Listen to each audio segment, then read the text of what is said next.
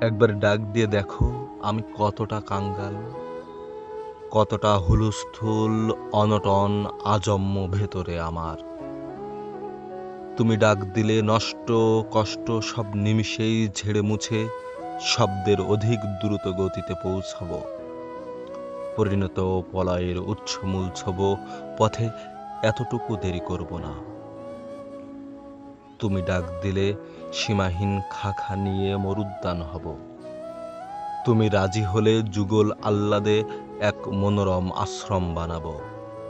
একবার আমন্ত্রণ পেলে সব কিছু ফেলে তোমার উদ্দেশ্যে দেব উজাড় উড়াল। অভয়ারণ্য হবে কথা দিলে, লোকালয়ে থাকবো না আর। আমরণ পাখি হয়ে যাব, খাবো মৌনতা তোমার।